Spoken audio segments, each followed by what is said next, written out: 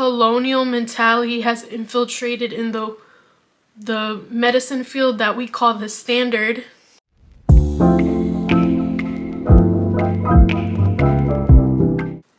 Hey mis amores, my name is LATIKA or LATIKA. I am an artist. I dabble in many different mediums, but today I am going to be addressing something that's been heavy on my heart for quite some time. And it may be sensitive and controversial.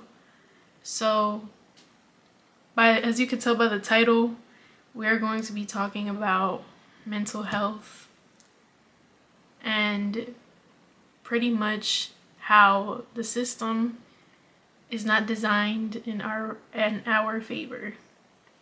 So I feel as though this system has to be completely destroyed. It doesn't even need a reform, it just needs to be destroyed. And that may seem kind of bonkers to you, but in all honesty, being a person who has been affected by this system, I stand in my truth and I stand in the fact that things need to change. So that being said, I want you to know that I am a mental health advocate. I will always believe in people who are trying to better themselves in whatever way they can. I'm not here to police people on what they should or shouldn't do. That's just my opinion.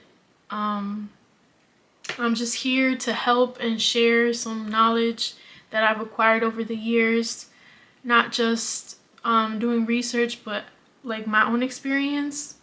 So let's get into the video.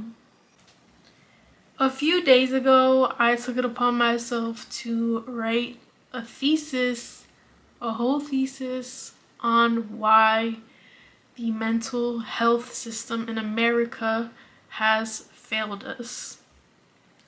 There are 3 reasons why I listed in my paper as a thesis, and those are that the mental health system is designed to disenfranchise, disempower, and destroy the willpower of those who are most vulnerable. Now, this might sound like a lot of mumbo jumbo to y'all, but like for me, it is basically saying that they take our rights, they take our control, they take our emotions pretty much in a way, to the point that we are just cogs in the machine, the pharmaceutical machine. I just want to read to you my introduction. In an era of therapy speak and self-improvement, young men and women are misguided and misinformed on alternatives of treating our mental health. Not only does the American mental health system falsely advertise pharmaceuticals that appear to temporarily cure depression and anxiety, it also distracts society from the bigger picture. The more I deep dive into research, the more disgusted I become with how things are run in this country. The rise of deaths due to mental illness is at an exponential rate. Yet the American machine continues to program, condition, deprive, and deplete. It is a war against humanity. The mental health system is designed to disenfranchise, disempower, and destroy the willpower of those who are most vulnerable. So I'm just going to give you guys a little anecdote that I put in the second paragraph of my thesis. I'm just going to rag it and pack it. I'm going to condense it into a little story. So as you know, it used to be triggering for me to tell this story, but now I feel like it could be a story of, you know, resilience, and a story to comfort some of you who have gone through similar experiences. So basically, the first night I arrived to the chum bucket, I just hate calling it psych ward because it's so stigmatized. But anyways, you know, the chum bucket. The first night I arrived to chum bucket, I didn't even know I was going there. Okay, I was so sleep deprived and just out of it that I hadn't slept in like 2 weeks or like a week.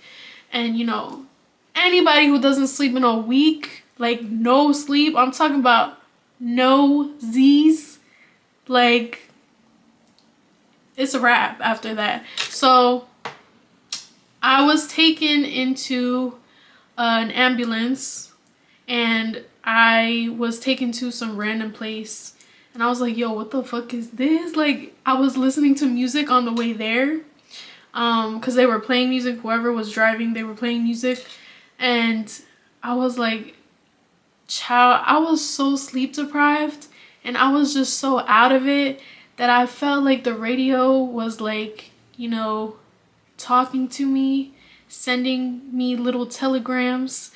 And I was just like, nah, I know y'all are thinking like, oh my god, this bitch is berserk.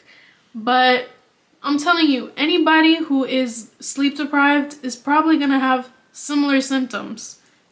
Anyways, I get to the place, and it looks like a house, and I'm just like, what the fuck is this? Like, where am I? Is this a prank?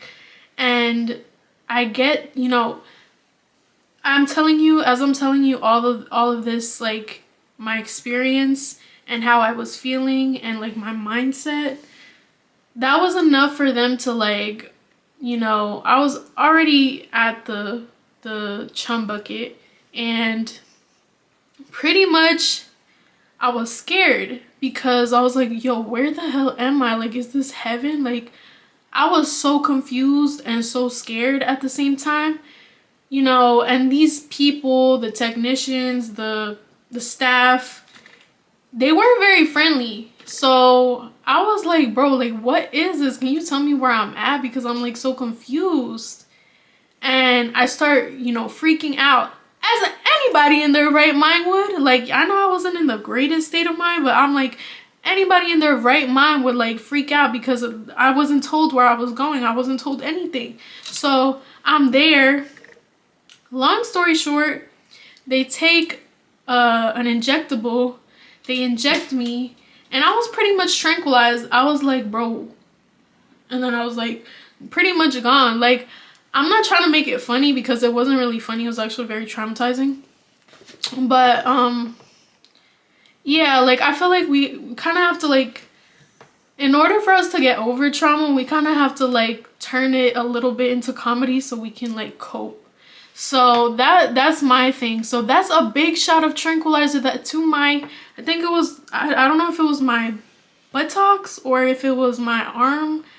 I don't really remember because as soon as they injected me with it, I was out. Child, I was iggity out. So yeah, it was rough, but I survived. And if you have gone through something similar, listen, I feel your pain, and trust me, like, karma gonna do what it's gonna do. Karma gonna do what it's gonna do, and that's just that on that. That story that I just told was actually a story of when I was a teenager. I was 19 years old, and it was the first time that I was ever taken into an environment like this. So this was a violation of my right and consent, and I feel like it was dismissed as medical protocol, and it was only the beginning of a psychological horror and post-traumatic stress disorder that became my reality in an instant. My story is not unique. There are many who have had similar experiences but do not have the courage to vocalize their truth and experience. Disenfranchisement is defined as depriving someone the right or privilege. In the psych ward, these rights they list in the fine black print goes straight out the window. Mental hospitals can commit patients for however long the psychiatrist and court orders. They will label the patient as a harm to themselves or others. Moreover, this becomes a violation against their will. One must understand the setting of a psych ward. It is not a warm, cozy Airbnb. Many psychiatrists will opt for long-term care for their patients if they seem to regress, and will sell the idea as a 5-star resort. Corruption exists predominantly within the system and continues to proliferate. Every aspect from the dosages prescribed to at-risk patients to the borderline malnourishment in these institutions is a medical malpractice overlooked and sold as an essential rehabilitation for those who have mental illness. Now, many of you have heard the saying, a patient has to take their medication as if they were a diabetic taking insulin. The concept of coming off of psychiatric drugs is frowned upon in the medical world, driven by westernized colonial ideologies. It is no longer a question of treatment, but a life sentence to the prison of psychiatric drugs. Will Hall, the founder of the Freedom Center, a community center advocating for alternatives to traditional mental health treatment, urges those who have questioned the system to explore other alternatives with or without the guidance of a doctor. Psychiatrists and psychiatric nurses are paid to keep supplying their patients with a plethora of mystery pills with the intention of a temporary fix to an incurable disease. Doctors will nonchalantly prescribe heavy drugs that can lead to severe health problems, shorter lifespan, and even in some cases death. The medical experts will advise against taking control of your life by reducing or coming off of medication completely, as it is deemed necessary to survive, similar to a diabetic needing insulin. As I said before, these medicines are pushed as essentials, but they merely alleviate symptoms in some moments. These side effects and risks can be detrimental, dampening consciousness, and leading to heart disease. If we truly dismantle and analyze the system, we will be free from mental slavery. Diving deep into the psychiatric evaluation process, one can decipher that these symptoms, often associated with mental illness, stem from a physical health issue.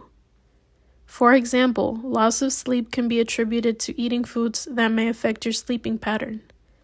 However, loss of sleep can lead to sleep deprivation, which is a sign of mental illness, according to a psychologist or psychiatrist. The mental health experts go by the DSM-5, which is called the Diagnostic and Statistical Manual of Mental Disorders, a diagnostic tool published by the American Psychiatric Association to label people who experience different levels of emotional distress with classified mental disorders. In essence, the DSM-5 is the Bible of the psychiatric world. It is important to note that this book has been heavily criticized due to its lack of empirical evidence. Most of the information, if not all, is theory or logic influenced by the white man. Consequently, the pharmaceutical industry has permeated its values and impact on the manual's content. Historically, this manual has been dehumanizing and degrading those diagnosed with these disorders for centuries. Back then, the basis for diagnosis was listed as insanity and idiocy. People who functioned differently than the average person was qualified with mental retardation, which is where the slur for people who are deemed intellectually challenged originated. These terminologies alone belittle those who are diagnosed with such conditions or disorders. Breaking down the derogatory language of the mental health system helps us better understand the motives, biases, and prejudices of the American Psychiatric Association. The westernized medical world categorizes people who feel the range of human emotions as sick in a variety of ways, whether it be bipolar, schizophrenic, or depression. For this reason, the stigma around mental illness continues to rise, leaving those who suffer completely misrepresented, and disempowered. This use of language further perpetuates the stigma around mental health, with notorious words such as nutcase to describe a mental health patient, cuckoo's nest referring to the psych ward, and the classic crazy. Who would even want to seek help if these are the consequences of seeking treatment? Being misunderstood, misinformed about oneself, and reduced to a psychopath. Suicide rates continue to rise in the United States, yet Big Pharma continues to act oblivious and innocent to this fact. Willpower is being tested time and time again with severe consequences, debilitating one's already delicate mental health. There is a phenomenon called the revolving door theory, which is used to illustrate recidivism in the mental health institutions as well as prisons. The idea that relapse is prevalent among individuals with a psychiatric history is backed up by the fact there is limited access to resources. Statistically, only a small percentage of adults in the U.S. receive mental health services. Due to this disparity, individuals have a higher chance of relapse. Homelessness can trigger a relapse if the individual has no shelter, support system, or access to housing. In addition, physical abuse, emotional abuse, and sexual abuse can cause an individual to go right back into the place their symptoms worsened. These institutions are designed in a way that profit on citizens who are constrained to limited forms of treatment. Inhumane forms of treatment is actually simply punishment and torture. The more people wake up to this fact and open their eyes to this true madness, that is when we'll start to see true change. Many leave the psych ward only to come back the next day and be put on more unnecessary medication, eat meals with no real nutrition, and attend uncomfortable group therapies. The either-or thinking the mental health system demonstrates through restricted treatment hinders individuals from taking control of their own life. While the purpose of medications and mental hospitals is to help recover those struggling with their mental health, the adverse effects may come at a higher price, resulting in the brain weakening. This lack of willpower affects individuals' mental health and physical health, making them feel numb, emotionless, and robotic. Citizens who are distorted in society by the monster that is the American mental health system are constantly plagued by the feeling of being trapped in a psychiatric labyrinth to the point of hopelessness. All in all, the realm of Western medicine has to be criticized, deconstructed, and destroyed in order for true change to occur. Holistic approaches and other alternatives must be respected and recognized. The acknowledgement that the American mental health system is in shambles and has only stagnated the progress of many is to be taken into serious consideration. As time progresses, suicide rates are increasing at an alarming rate while pharmaceutical advertising is thriving. There must be a change in the way society views those who have been diagnosed as mentally ill. The perception of mental illness being nothing but crazy people problems must be eradicated. A more compassionate and humanizing perspective must be put into place in the media. Therefore, society will start viewing people with mental health conditions as human, not insane or abnormal.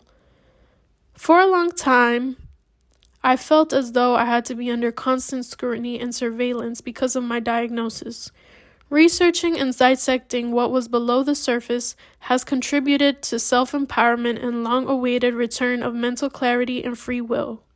The choice is stronger than any medicine can offer and any hospital stint.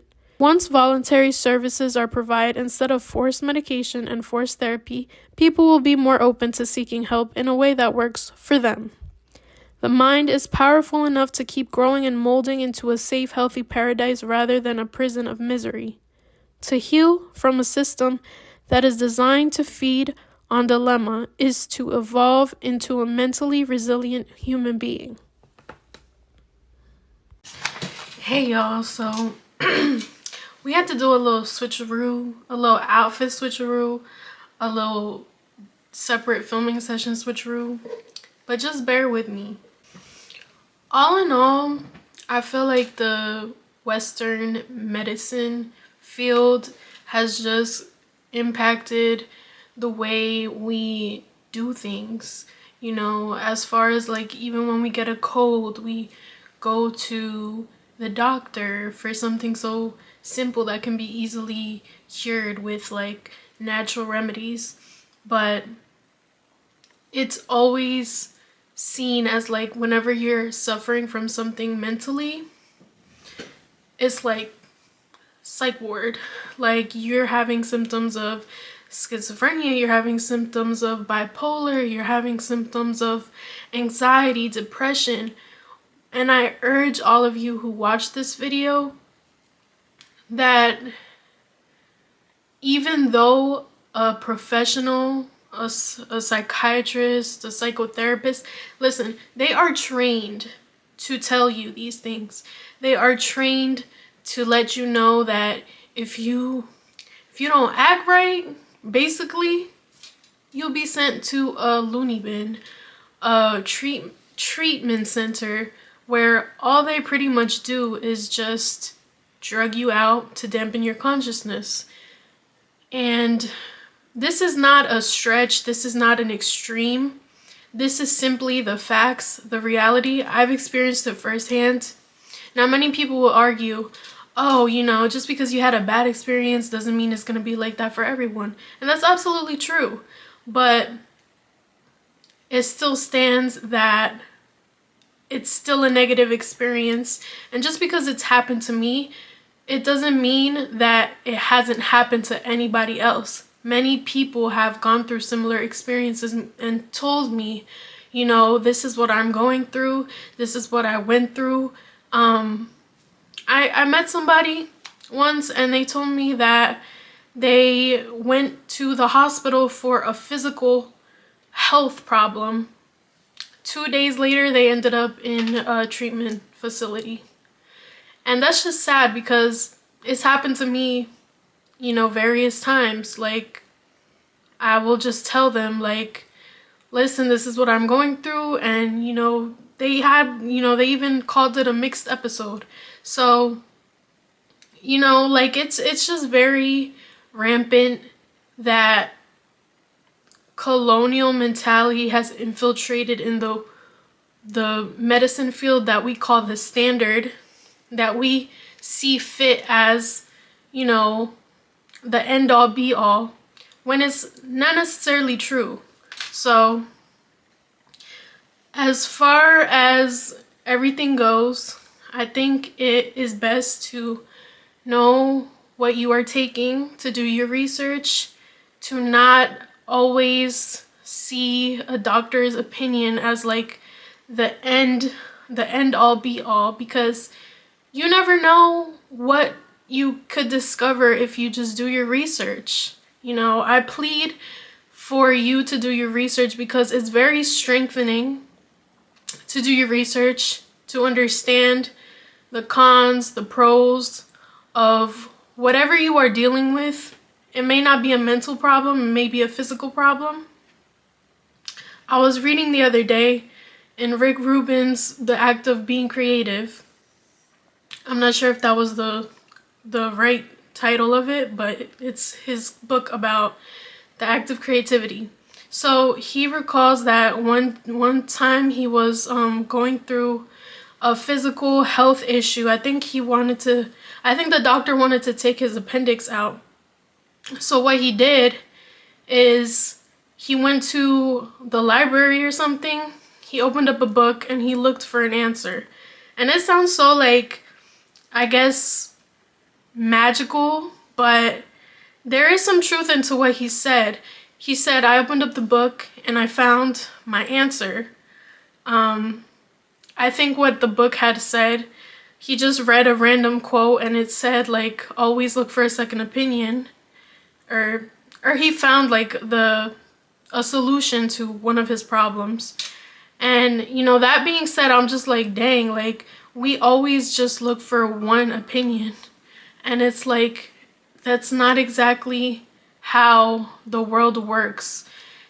We think of just, you know, all or nothing thinking with a lot of the problems that we have, and we end up stagnant in the same situation as last year because we feel as though there's no other answers, there's no other solutions, there's no other, you know, opinions to what we're struggling with.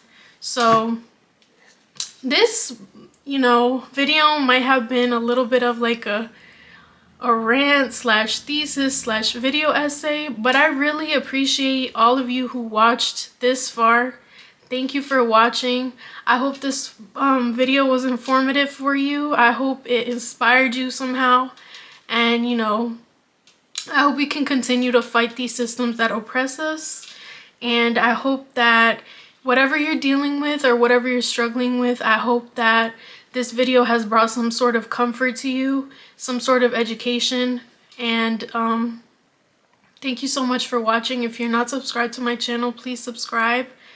I am trying to put out more and more content, quality content out there for you guys. If you have subscribed already, thank you so much for following me on this journey of self-love, of creativity, and of just living my best life. So thank you for watching and enjoy your day. Enjoy, if it's a weekend, enjoy your weekend. So thank you guys. Thank you for watching. Love y'all. Bye. Thank you.